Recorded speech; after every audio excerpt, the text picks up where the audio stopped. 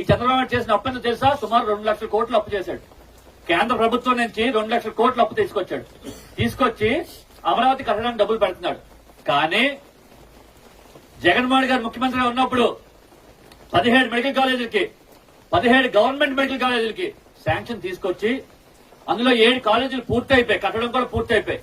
5 కాలేజీల్లో పేద విద్యార్థులు చదువుకుంటున్నారు ఎంబీబీఎస్. ఇంకా కట్టాల్సిన 10 కాలేజీలు.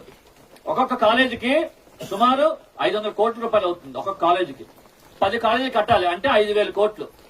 ఇప్పుడు చంద్రబాబు నాయుడు ఏమంటున్నాడు?